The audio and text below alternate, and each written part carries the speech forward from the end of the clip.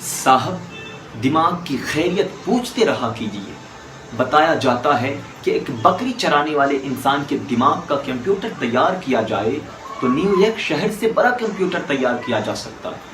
تو پھر آپ خود سے اندازہ لگائیں کہ ایک دانشور انسان کے دماغ کا کمپیوٹر تیار کیا جائے تو کتنا بڑا کمپیوٹر تیار کیا جا سکتا ہے۔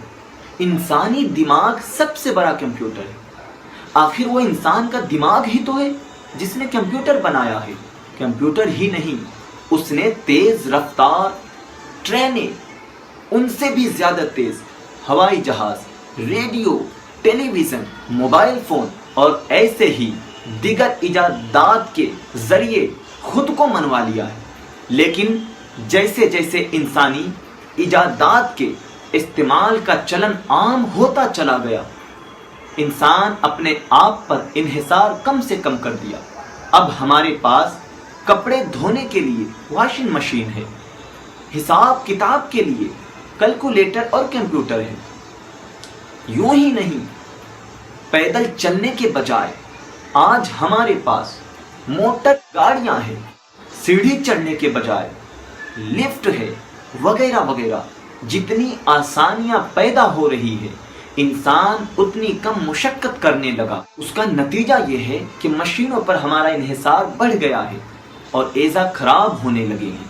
اگر کسی دن متحد ہو کر اچانک ساری مشینیں ہڑتال کر دے تو ہمارے سارے کام ٹھپ پڑ جائیں گے۔ آپ جانتے ہیں عمارت میں لفٹ کام نہ کر رہی ہو تب کیا ہوتا ہے؟ موبائل کی بیٹری ڈاؤن ہو جاتی ہے تب کیا ہوتا ہے؟ کسی دن گوگل کو چھٹی دیجیے اور کسی سوال کے جواب اپنی یادداشت سے حاصل کرنے کی کوشش کیجیے۔ ایسا محسوس ہوگا جیسے ذہن کام ہی نہ کر رہا ہو۔ یہ نتیجہ خود کو مشینوں کے سپرد کر دینے کا ہے۔ انسان کو یاد رکھنا چاہیے کہ وہ مشین کے لیے نہیں بلکہ مشین اس کے لیے ہے۔ بھلے ہی کمپیوٹر موجود ہو، اپنے دماغ کا استعمال بھی کرنا چاہیے، حساب کتاب خود ہی کر لینا چاہیے۔ گوگل کو تکلیف دینے سے پہلے اپنے دماغ کو زحمت دے کر کسی سوال کا جواب حاصل کرنا چاہیے۔ کہتے ہیں کہ جس چیز کا جتنا زیادہ استعمال کیا جاتا ہے وہ اتنی قوت پاتی ہے۔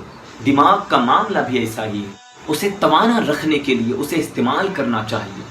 سوچنا، پڑھنا، یاد رکھنا، اپنی یادداشت کو آزمانا اور ایسے کھیل کھیلنا جن سے ذہنی ورزش ہوتی ہے۔ عزیزان گرامی وقار، اللہ تبارک و تعالیٰ نے انسان کے جسم کو سب سے بڑی اگر نعمتوں میں سے کوئی نعمت ہے تو انسان کا جسم ہے، اور جسم میں بھی پھر رب تبارک و تعالیٰ نے طاقت و قوت سے نوازا ہے انسان کو۔ اگر ہر چیز کو آپ گوگل پہ چھوڑتے ہیں، آپ اپنے جسم کو بھی مشینوں کے حوالے چھوڑ دیتے ہیں، مشینوں کے سپرد ہو جاتے ہیں، تو یاد رکھیں پھر آپ کا جسم بیمار ہونے لگے گا۔ پھر جب آپ اپنے جسم سے، اپنے ہاتھ سے، کسی اور چیز سے آپ کچھ کرنا چاہیں گے تو آپ کر نہیں پائیں گے۔